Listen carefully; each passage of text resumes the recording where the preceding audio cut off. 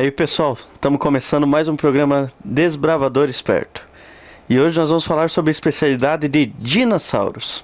Exatamente, esses lindos bichinhos aqui que nos fazem tão felizes. Agora vamos prestar atenção porque será muito útil para a sua especialidade as informações a seguir. Lembrando pessoal que simples fato de você assistir esse vídeo não te dá o direito à especialidade. Você tem que pesquisar, tem a parte prática e tem as provas. Mas esse material que vem a seguir vai ajudar muito a você desenvolver seus trabalhos. Qual é o significado do termo dinossauro? Dinossauro, dinossauros, sendo dino lagarto, mas saurios terrível, ou seja, lagarto terrível. O primeiro a usar este termo foi Richard Owen.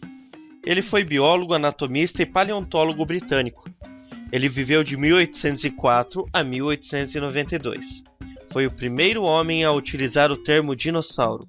Ele usou-o para referir-se a ossos gigantes encontrados no sul da Inglaterra. O maior indício de que essas criaturas realmente tenham existido são os fósseis. Fósseis, palavra derivada do termo latino fossilis, que significa desenterrado ou extraído da terra. São restos de seres vivos ou evidências de suas atividades biológicas, preservados em diversos materiais. Essa preservação ocorre principalmente em rochas, mas pode ocorrer também em materiais como sedimentos, gelo, piche, resinas, celulose, cavernas, e exemplos mais citados são ossos e caules fossilizados, conchas, ovos e pegadas. Os saurópodes foram um dos dois grandes grupos de dinossauros saurísqueos ou dinossauros com bacia de réptil. Os seus corpos eram enormes, com um pescoço muito comprido que terminava em uma cabeça muito pequena. A cauda também era muito comprida, junto com uma grande unha que a maioria dos saurópodes possuíam na pata dianteira. Era sua única arma de defesa, além do seu tamanho. Eram quadrúpedes, com patas altas retas como colunas, terminadas em pés dotados de dedos curtos e bastante parecidos com as dos elefantes. A sua dieta alimentar era vegetariana. Muitos deles não dispunham de mandíbulas e dentes apropriados para mastigar, de modo que engoliam grande quantidade de matéria vegetal que em seguida eram trituradas no estômago por pedras ingeridas para facilitar a fermentação e a digestão do alimento. Você sabia que o brontossauro, um dos mais famosos saurópodes que existiu, na verdade não existiu? Era uma vez dois arqueólogos rivais norte-americanos chamados Othniel Marsh e Edward Cope. Eles competiam para ver quem descobria mais espécies de dinossauros diferentes. Um dia, Marsh encontrou um fóssil de um ser herbívoro com uma longa cauda e um pescoço muito comprido, e chamou ele de apatossauro. Mas não conseguiu achar o crânio do animal pré-histórico e utilizou o osso da cabeça de outro réptil gigante para completar o esqueleto. 2 anos depois, os coletores de ossos que trabalhavam para o arqueólogo enviaram mais um fóssil. Ele pensou ser um novo tipo de dinossauro, então o chamou de brontossauro. O detalhe que passou desapercebido é que na verdade aquele era o esqueleto de um apatossauro, um pouquinho mais completo. Muito bem, vamos continuar então.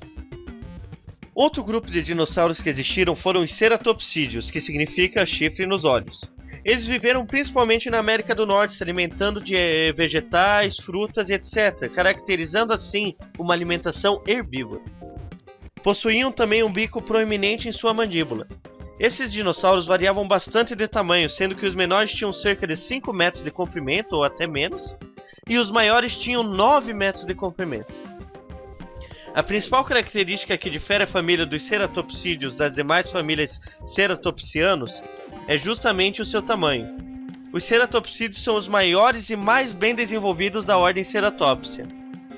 Outra característica marcante era a presença de placas enrijecidas, situadas atrás da cabeça.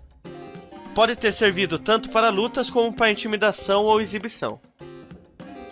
Uma outra família bem caracterizada de dinossauros eram os anquilosaurídeos.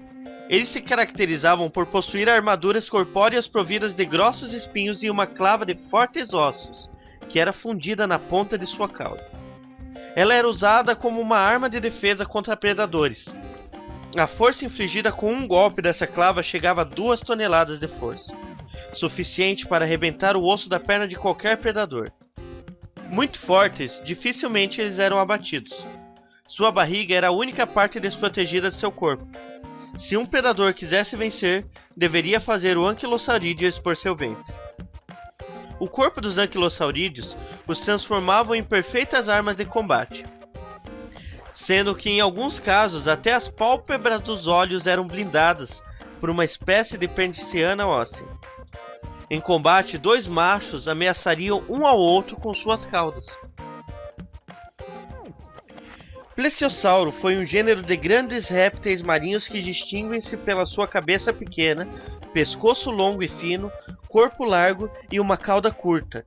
Tinham também 2 pares grandes de pás alongados. Esses acabaram tomando notoriedade por causa de lendas como a lenda do monstro do Lago Ness. Os pterossauros constituem uma ordem extinta que corresponde a répteis voadores. Embora fossem muito parecidos em aspectos físicos, estes animais não eram dinossauros. E como nos esquecer dos terópodes? Os terópodes foram um dos 2 grandes grupos de dinossauros. Eles incluem uma grande diversidade de dinossauros carnívoros, desde o pequeno Compsognathus, do tamanho de uma galinha, até o terrível Tiranossauro Rex, alto como uma casa, terrível. Todos os terópodes eram bípedes e não utilizavam as patas anteriores para locomoção, o que lhes permitia usá-las com as funções de capturar, dominar e matar suas presas, ou mesmo manipular o alimento. Alguns terópodes dispunham de dentes afiados que eram uma das principais armas de ataque. No entanto, outros eram desdentados e possuíam uma espécie de bico, parecido com os das aves atuais. A cadeia alimentar dos dinossauros não era muito diferente da dos outros gêneros de animais. Tinham os herbívoros, os carnívoros e os ovíparos. Consequentemente, o maior animal carnívoro acabaria estando no topo da cadeia alimentar. Sendo assim, o prêmio de Rei dos Dinossauros vai para o Tiranossauro Rex. Meus parabéns! Sauropodomorphos, ou formas de pés de lagarto, formaram um grupo de dinossauros saurísticos, que inclui alguns dos maiores animais que já existiram. Eles tinham cabeças pequenas, pescoços longos e imensos corpos para digerir grandes quantidades de folha. Muitos possuíam garras nos polegares, que eram desenvolvidas como defesa. Havia 2 grupos de sauropodomorfos, os prosaurópodes e os saurópodes. Os prosaurópodes variavam desde pequenos bípedes até grandes quadrúpedes. Eles eram herbívoros pacíficos que passavam o dia todo comendo. O mais antigo prosaurópode conhecido, Saturnalia, foi descoberto no Brasil. Os saurópodes eram herbívoros gigantes, sustentados por fortes membros, com pés e mãos arrancados semelhantes aos dos elefantes. Como seus dentes não eram tão eficientes para mastigar, os saurópodes engoliam pedras e os chamados gastrólitos para auxiliar na trituração e digestão dos alimentos. Alguns cientistas acreditam que muitos saurópodes não cuidassem de seus filhotes, pois foram encontrados fósseis de ovos postos em linha, e não ordenados em ninho, sugerindo que a fêmea os botasse enquanto caminhava. A longevidade desses dinossauros poderia alcançar até mesmo 100 anos.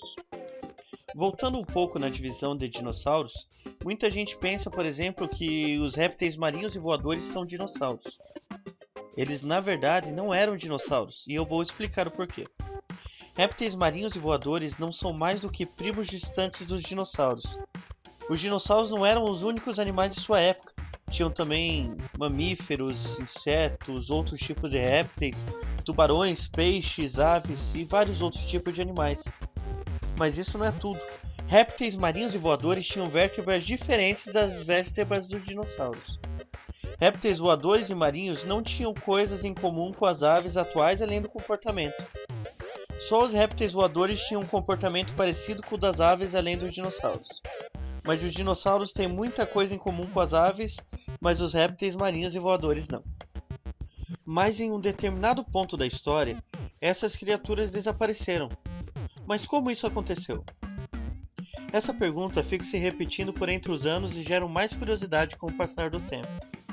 Algumas teorias dizem que os dinossauros foram mortos por algum tipo de impacto, como um meteoro ou algo do gênero.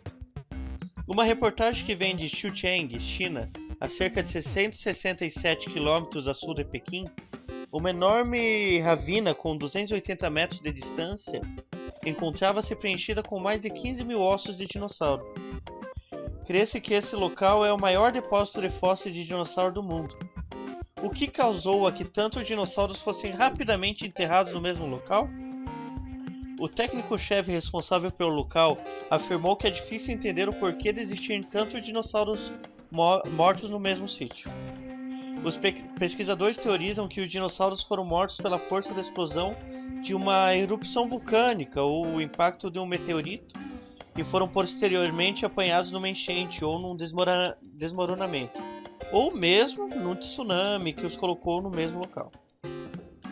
Tal como quase todos os fósseis de dimensões consideráveis existentes no mundo, os cientistas acreditam que largas quantidades de água causaram a fossilização das amostras que estavam presentes em Xucheng. Que evento histórico é a melhor explicação para as gigantescas quantidades de água que foram responsáveis pelo enterro de centenas de milhares de dinossauros e pela sua mistura em largas ravinas e fendas? O dilúvio global de Noé ajusta-se perfeitamente a essas evidências. Não só o dilúvio fornece a água necessária, como a Bíblia diz que as fontes do grande abismo se romperam. Isso está citado em Gênesis 7:11. Este rompimento, quase de certeza que foi um maciço movimento da crosta terrestre, que causou erupções vulcânicas, terremotos e tsunamis gigantescos. Quanto mais os cientistas analisam os fósseis de dinossauro, mais o dilúvio de Noé se afigura como uma explicação perfeita para sua formação.